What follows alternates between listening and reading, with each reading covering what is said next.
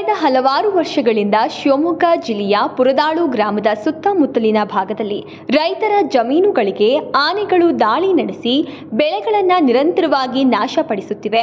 ಅಧಿಕಾರಿಗಳ ಗಮನಕ್ಕೆ ಹಾಗೂ ಜನಪ್ರತಿನಿಧಿಗಳ ಗಮನಕ್ಕೆ ಈ ವಿಚಾರವನ್ನು ಹಲವು ಸಂದರ್ಭಗಳಲ್ಲಿ ತಂದಿದ್ದರೂ ಕೂಡ ಯಾವುದೇ ಕ್ರಮ ಕೈಗೊಳ್ಳುತ್ತಿಲ್ಲ. ಇತ್ತೀಚೆಗೆ ಪುರದಾಳು ಗ್ರಾಮದ ವೀರಭದ್ರಪ್ಪನವರ ಸುಮಾರು 3 ಎಕರೆ ಜಮೀನಿನಲ್ಲಿ ಬೆಳೆದಿದ್ದ ಜೋಳದ ಬೆಳೆಯನ್ನ ಸುಮಾರು 15ರಿಂದ 20 ಕಾಡಾನೆಗಳು ದಾಳಿ ಮಾಡಿ ಬೆಳೆ ನಾಶಪಡಿಸಿವೆ. ಸದ್ಯ ಗ್ರಾಮಸ್ಥರು ಆನೆ ದಾಳಿಯಿಂದ ಕಂಗಾಲಾಗಿದ್ದಾರೆ. ರಾತ್ರಿ ವೇಳೆಯಲ್ಲಿ ಜಮೀನನ್ನ ಕಾವಲು ಕಾಯುವ ಪರಿಸ್ಥಿತಿ ನಿರ್ಮಾಣವಾಗಿದೆ ಎಂದು ತಮ್ಮ ಅಳಲನ್ನ ತೋಡಿಕೊಳ್ತಿದ್ದಾರೆ. ಆದಷ್ಟು ಬೇಗ ಇಲ್ಲಿರುವ ಆನೆಯ ಸಮಸ್ಯೆಗೆ ಪರಿಹಾರ ಕೊಡಿಸಬೇಕು ಹಾಗೂ ಜನರಿಗೆ ಭಯವಿಲ್ಲದೆ ನಡೆದಾಡಲು ಅಣವು ಮಾಡಿಕೊಡಬೇಕು ಎಂದು ಸ್ಥಳೀಯರು ಆಗ್ರಹಿಸುತ್ತಿದ್ದಾರೆ. ಮಾತ್ರವಲ್ಲ, ಆನೆ ದಾಳಿಯಿಂದ ಆಗಿರುವ ನಷ್ಟಕ್ಕೆ ಸರ್ಕಾರದ ಕಡೆಯಿಂದ ಪರಿಹಾರ ಕೊಡಬೇಕು ಎಂದು ಆಗ್ರಹಿಸಿದ್ದಾರೆ.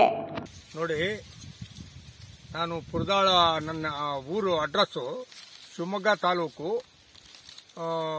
ಪುರದಾಳು ಕಸ್ಬಾ ಹೋಬಳಿ. ನಾವು ಶರಾವತಿ ಮುಳುಗಡೆ ರೈತರಾಗಿ ಸಾಗರ ತಾಲೂಕಿಂದ ಇಲ್ಲಿಗೆ ಬಂದು ಪುನರ್ವಸತಿ ಸರ್ಕಾರನೇ ಕೊಟ್ಟದ್ದು. ಆ ಜಮೀನು ಮಾಡಿಕೊಂಡು ನಾವು ಬಂದದ್ದು. ಈಗ ಮಂಗನ ಕಾಟ, ಹಕ್ಕಿ ಕಾಟ ಅವೆಲ್ಲ ಹೆಂಗೋ ಅವಾಯ್ಡ್ ಮಾಡ್ಕೊ ಬಂದೆವು. ಈಗ ಒಂದು 10-15 ಆನೆ ಎರಡೆರಡು ಒಂದೊಂದು ಗುಂಪವು ಅವು ಬಂದ್ಕೊಂಡು ಸುತ್ತಮುತ್ತ ಈ ನಮ್ಮಲ್ಲಿ ಒಂದು 400 ಮನೆ ಇದಾವೆ. 400 ಮನೆಯವರಿಗೂ ಎಲ್ಲಾ ಕಡೆಯಲ್ಲೂ ಬೆಳೆ ಹಾನಿ ಮಾಡ್ತಾ ಇದ್ದಾವೆ. ಅಡಿಕೆ ಮರ, ತೆಂಗಿನ ಮರ ಇವನ್ನೆಲ್ಲ ಮುರಿಯೋದು, ಬಾಳೆ ಇವನ್ನೆಲ್ಲ ಮುರಿಯೋದು, ಜೋಳ, ಭತ್ತ ತಿನ್ನೋದು, ಕಬ್ಬು ತಿನ್ನೋದು ಇಂಥವೆಲ್ಲ ಮಾಡ್ತವೆ. ಮೊನ್ನೆ ದಿವಸ ನನ್ನ ಹೆಸರು ವೀರಭದ್ರಪ್ಪ ಅಂತೇಳಿ, ಮೊನ್ನೆ ದಿವಸ ನನ್ನ ಜಮೀನಿಗೂ ಬಂದು ಟ್ರಂಚ್ನು ಹಾರಿ ಅವ್ರು ಹೊಡೆಸಿರು. ಆ ಟ್ರಂಚ್ನು ಹಾರಿ ಬಂದು ಸಂಪೂರ್ಣ ಇದು ನೋಡಿ, ಇಲ್ಲಿ ಎಲ್ಲ ಹೇತು ಲದ್ದಿ ಹಾಕಿ ಎಲ್ಲ ತಿಂದು ಜೋಳನ ಎಲ್ಲ ಇದು ಮಾಡಿ ಹೋಗ್ತವೆ. ನೀವು ದಯವಿಟ್ಟು ನಮ್ಮ ಚೀಫ್ ಮಿನಿಸ್ಟರ್ ಇರ್ಬೋದು, ಅರಣ್ಯ ಮಂತ್ರಿಗಳು ಇರ್ಬೋದು, ಯಾರೇ ಆಗಿರಲಿ, ನಾವು ಯಾರನ್ನೂ ಹೇಳಲ್ಲ. ಅದಕ್ಕೆ ಏನು ಬಂದೋಬಸ್ತ್ ಮಾಡಬೇಕಾ, ಸೂಕ್ತವಾದ ಪರಿಹಾರವನ್ನು ಮಾಡಬೇಕು. ನೀವು ಪರಿಹಾರನೂ ಕೊಡಬೇಕು. ಅದಕ್ಕೆ ಮುಂದಿನ ಆನೆ ಬದುಕಕ್ಕೆ ಅವಕ್ಕೂ ಮಾರ್ಗ ತೋರಿಸ್ಬೇಕು. ಯಾವುದೇ ಹಿಂಸೆ ಅಹಿಂಸೆ ಬೇಡ, ಯಾವೊಬ್ಬರ ಮೇಲೊಬ್ಬರು ಹಾಕೋದು ಬೇಡ. ದಯವಿಟ್ಟು ನೀವು ರೈತರಿಗೆ ಅನ್ಯಾಯ ಆಗಲ್ದಂಗೆ ಸರ್ಕಾರದವರು ಗಮನ ವಹಿಸಿ, ರಾಜಕಾರಣಿಗಳು ಎಲ್ಲರೂ ಸೇರಿ ಪಕ್ಷ ಪಾರ್ಟಿ ಬಿಟ್ಟು ಪಕ್ಷಾತೀತವಾಗಿ ಈ ಕೆಲಸವನ್ನ ರೈತರಿಗೆ ಜೈ ಜವಾನ್ ಜೈ ಕಿಸಾನ್ ಅಂತ ಹಿಂದೆ ಹೇಳಿದ್ದಾರೆ. ಇದು ಹಂಗೆ ರೈತರಿಗೆ ನಾವು ಹಗಲು ರಾತ್ರಿ ಇಲ್ಲಿ ಕಾಯಬೇಕು. ಗಾರ್ಡ್ಗಳು ಬರ್ತಾರೆ, ಫಾರೆಸ್ಟರ್ ಬರ್ತಾರೆ ಇಲ್ಲಿ ಪಾಪ ರಾತ್ರಿಗಟ್ಟು. ನೋಡಿದ್ರೆ ಬೇಜಾರಾಗ್ತತೆ ನನಗೆ. ನಾನು ಮನಗ್ತಾ ಇದ್ದೀನಿ ಇಲ್ಲೇ. ಇದು ಫಸ್ಟ್ ನೀವು ಟ್ರಂಚ್ ಹೊಡಿಸಿ ದೊಡ್ಡದ. ಈಗೇನು ಹಾಲಿ ಇದೆ ಅದು ಸಣ್ಣವು, ಎಲಿಫೆಂಟ್ ಟ್ರಂಚ್ ಅಲ್ಲ, CPT ಅವು. ಈಗ ಎಲಿಫೆಂಟ್ ಟ್ರಂಚ್ ಹೊಡಿಸಿ ಸ್ವಲ್ಪ ಒಂದು 100 ಅಡಿ ಬಿಟ್ಟು ಸುತ್ತ ಎಲ್ಲ ಸಮಗ್ರವಾಗಿ ಇಟ್ಕೊಂಡು ಆ ಅಧಿಕಾರಿಗಳು ಬಂದು ನೀವು ಇದನ್ನು ಮಾಡಿಸೋ ಅಂತ ವ್ಯವಸ್ಥೆ ಮಾಡಿ ಅದಕ್ಕೆ ಮುಂದೆ ಏನು ಮಾಡಬೇಕು ಅನ್ನೋದನ್ನು ಮಾಡಿಕೊಡ್ಬೇಕು. ನಾವು ನಿರಾಶ್ರಿತರು. ನನಗೆ 72 ವರ್ಷ.